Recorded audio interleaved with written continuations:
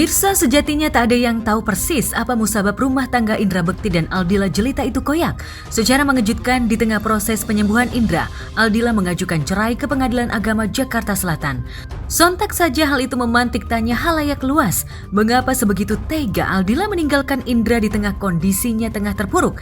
Namun semua nada sumir itu mampu ditepis oleh Dila, biasa ia disapa. Dan yang teranyar adalah secara belak-belakan Aldila membuka tabir permasalahan bahtera rumah tangganya yang sebenarnya terjadi. Di laman siniar milik Nadia Alaidrus itu, Aldila menjelaskan jika perang hebat usai Bekti dibawa ke rumah sakit terjadi di rumahnya. Jadi di sini tuh kan namanya kan kalau orang ngelihat di luar bungkusnya indah-indah aja. Betul. Memang aku sama Mas Bekti tuh tipikalnya sebenarnya masalah, kalau ada masalah habis itu dilupakan, dicoba dikelirin, mencoba untuk dibangun lagi gitu akhirnya. Tapi di 2020 emang kita udah bertengkar hebat lah gitu intinya. Terus aku ngomong sama Mas Indra, kalau ini terjadi lagi aku give up, aku bilang gitu. Ya udah, akhirnya dia mencoba nggak akan nggak akan ada apa-apa lagi gitu. Terus akhirnya terjadilah di 2023. Sebenarnya dari Desember menuju ke Januari itu. Ya Mas Bekti sakit, gitu. Terjadilah di situ kayak Allah tuh kayak ngasih keduanya. Mungkin kalau Mas Bekti di posisi dia sakit, itu buat aku dia musibah di dirinya. Tapi kalau buat aku tuh kayak Tuhan ngasih kayak dia ini loh lo saat lo untuk berpikir lebih jernih lagi gitu. Oke. 2008 dia sakit, nggak lama dari situ suatu hal yang bikin buat prinsip aku kebuka lagi gitu. Jadi yang oh my god, aku bilang kayaknya ini nggak bisa ditolerin lagi buat aku gitu. Akhirnya aku ngomong sama dia, ini maunya gimana? Aku bilang gitu. Ini aku udah nggak bisa. Aku bilang kayak gitu. Lebih baik kita berpikir masing-masing. Aku bilang kayak gitu. Terus akhirnya dia bilang, dia saat itu langsung, ya udah kalau emang kamu berpikir kita berpisah lebih baik, ya udah. Aku bilang, aku ngambil keputusan ini biar kamu berpikir, aku bilang gitu, bukan aku ninggalin setelah kamu lagi sakit, tapi aku berpikir kalau kita berpisah mungkin otak kita lebih banyak kayak buat introspeksi diri, kehilangan aku, kehilangan anak-anak. Kalau kita sama-sama tapi kita kayak ada satu hal yang kita masih sama-sama, terus kayaknya entar juga dia baik lagi, entar nggak bisa lah sebagai manusia seperti itu. Betul. Nah maksudnya kalau buat aku dengan cara kita berpisah seperti ini, ya memang kenyataannya lebih banyak berpikir, lebih kayak maju ke depan mau gimana demi anak-anak. Dianya juga lebih, kalau menurut aku dia lebih terbuka buat aku sekarang ini. Jadi ya udah, kayaknya saat ini memang kita ngambil keputusan ini, tinggal lihat ke depannya apakah nanti baiknya gimana, kan kita nggak ada yang tahu gitu aja.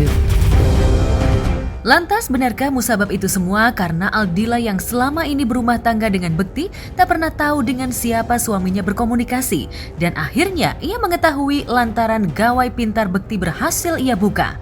Benarkah selain faktor keterbukaan, Bekti menyimpan rahasia hingga 12 tahun dan pada akhirnya terbongkar oleh Dila? Aku tuh tipikalnya kayak nih ya, kalau untuk masalah orang yang berpikir, masa sih lo nggak tahu gaji laki lo berapa, terus apalagi tuh namanya password lalala. Aku dari dulu punya pacar juga orangnya nggak tipikal yang cemburuan buka handphone dia harus tahu password dia, nggak. Aku nggak sama sekali nggak gitu. Sampai jadi aku istri pun aku orangnya percaya totally apa yang dilakukan laki aku. Nah tuh sampai suatu saat itu terjadilah dia sakit, aku memang nggak tahu password dia apa yang dia lakuin di belakang aku, terus gajinya dia, reality yang dia pegang berapa. Jadi aku, kalau kita kan sebagai ini kita taunya cuma dari manajemen, jadi aku dapetin dan apa yang aku jalanin di rumah tangga, apa yang didapetin di manajemen aja. Jadi aku netralisir gitu. Meski tak secara spesifik, duduk persoalan itu berpangkal dari ponsel Bekti, namun kepercayaan dan tak pernah menanyakan ihwal apa yang dikerjakan Bekti ketika masih sehat dan tak pernah neko-neko saat membingkai rumah tangga bersama. Sayangnya, kepercayaan penuh yang diberikan Dila kepada Bekti dikhianati. Ya karena aku kan orangnya tipikal yang kayak nggak pernah mau tahu dan nggak itu ya. Akhirnya itulah maksudnya kayak udah jalan Tuhan. Oke, gue baru tahu nih sisi semuanya gitu. Intinya ya udah deh gitu. Intinya biarin saat ini kita mengintrospeksi diri. Aku selalu bilang sekarang kita temenan, kita sahabatan, apapun itu terbuka. Aku bilang gitu, jangan ada yang ditutup-tutupin, jangan jadi beban buat diri kamu. Adanya aku, adanya tim kamu, semuanya untuk membantu kamu. Jangan semuanya kamu bebanin di otak kamu. Aku bilang gitu ya. Saat ini sih dia ngomong, ya udah, aku udah capek. Ya udah sekarang saatnya aku kayak menjadi kita dua-duanya jadi lebih baik aja. Oke, aku bilang gitu.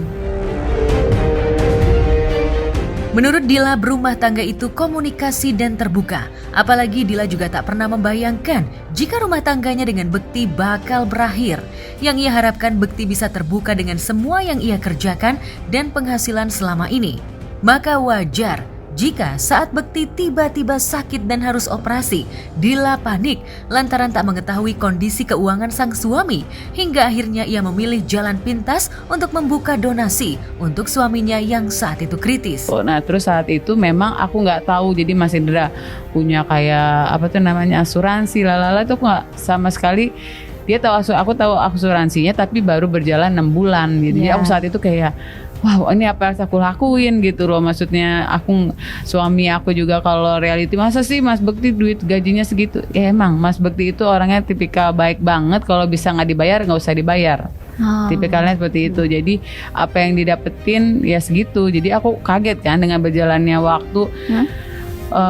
Bayaran tinggi lalala, ya aku sebagai istri kan kita panik, apa yang harus dilakuin, aku nggak tahu apa yang aku harus lakuin gitu. Akhirnya ya itulah, banyak orang yang berpikir salahnya adalah penggalangan dana lah apalah, tapi sampai detik ini pokoknya Mas Bekti tahu, manajemennya tahu apa yang duit berapa yang didapetin, terus dibagi rata atau jadi buat apa, buat kehidupan dia, buat sakit dia.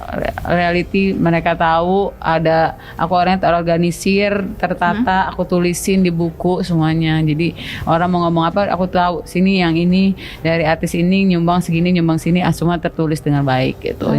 Kalau buat aku sih sebenarnya aku bakal bertahan sama orang itu kalau orang itu terbuka, jujur, nggak ada kebohongan, menjadikan kita istri itu bukan kayak udah kamu duduk jadi permaisuri. Aku nggak kayak gitu. Aku pengennya apa yang terjadi sama kamu, aku udah libatin gitu. Apapun keputusan itu, memulai sesuatu itu aku udah libatin. Nah aku bakal bisa bertahan. Tapi kalau udah di luar kata-kata itu, ya udah aku move on. Maksudnya aku keluar dari ranah kamu nih gitu intinya.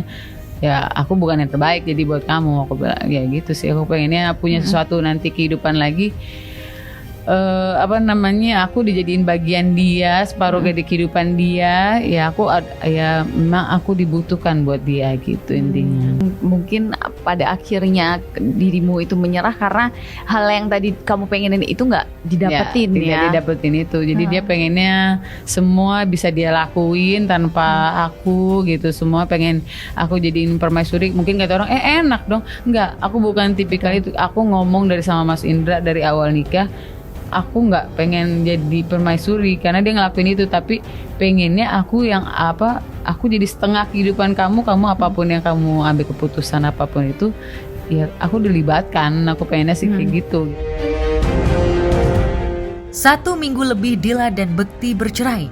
Namun ada hal yang membuat Dila bahagia. Meski kini statusnya sudah bukan lagi suami istri, Bekti sudah mulai berubah, jauh lebih terbuka.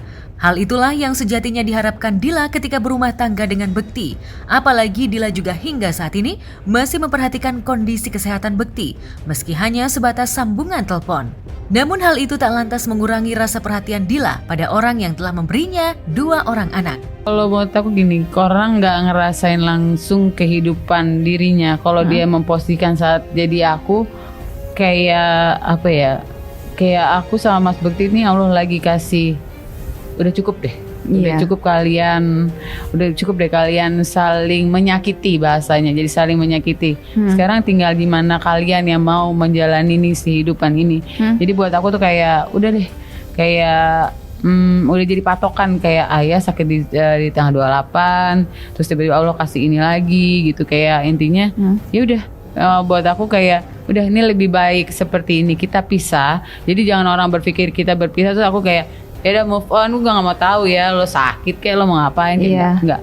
Reality aku sampai detik ini kalau ditanyain kalau ayah oke nih gitu masih diinget apa itu, kenapa detik tadi juga aku masih kayak ayah kan dia tadi apa vertigo gitu kan, aku jadi dari tadi malam aku udah WA-in udah minum obat ini apa belum, ayo udah minum obat ini apa belum ya. Sampai detik ini kita masih saling bertanya untuk kondisi masing-masing. Ayah kadang Bunda ini baik-baik aja gitu, aku nanya baik-baik aja, ayah mau kemana hari ini gitu, jadi dia pun tahu kamu kemana, ini aku lagi mau podcast sama Nadia, aku bilang gitu. Nanti dia nanya aku mau ke dokter ini ya kuping dulu deh, kayak sakit gitu, masih tetap aja. Jadi buat aku kayak ya dengan adanya ini aku pengennya orang berpikir macam aku nggak peduli sama netizen kayak apa semua, nggak peduli karena mereka nggak ngerasain apa yang kita rasain.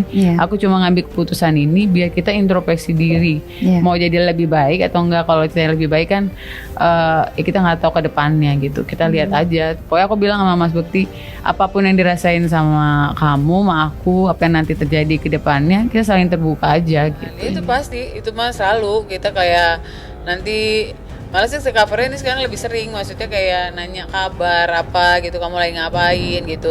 Ya aku sih maksudnya ya kita kan sama-sama ya masih saling ngebutuhin, saling nanya kabar. Aku juga masih kepikiran kondisi dia kan gitu, jadinya pengen tahu kalau dia lagi sakit gitu tuh, aku pengen tetap tahu kondisinya gitu. Ya sih alhamdulillah sebenarnya tidak ada bedanya, WA-an, video callan masih tetap sama, cuma covernya ya udah nggak suami istri aja gitu. Bercerai bukan berarti silaturahmi bubar pula, apalagi Aldila juga bakal membantu Bekti dari segi finansial. Lantas adakah kemungkinan Dila untuk kembali ke pelukan Bekti setelah ada perubahan dalam diri Bekti, terutama soal keterbukaan dan komunikasi yang baik? Alhamdulillah ada panggilan-panggilan juga kan, aku sama temen aku juga udah kita fokus juga nih sama bisnis kita gitu-gitu kan. Ya udah dinikmati, semoga kedepannya juga ada peluang-peluang pekerjaan-pekerjaan lain gitu kan, untuk membantu juga nih. Mas Indra kan juga masih belum fit kondisinya gitu ya, jadinya ya kita saling ngebantu aja lah, karena kan ini juga buat anak-anak juga kan gitu. Mas Betty itu tipikal orang yang memang ngelayanin, terus nice, perhatian gitu. Tapi dia mah semua orang seperti itu. Tapi kalau buat aku sebagai istri, ya aku kehilangan itu sih, kehilangan yang dia baik, dia selalu pengen bikin suasana itu happy, nggak pernah pengen bikin sedih sih. Itu yang belum saat ini bisa move on gitu sih, gitu aja. Jadi kadang suka kangen. Ya kangen-kangen ya, karena terbiasa lah intinya. Semoga ya lambat laun ya kita kan harus move on juga kan gitu. Betul.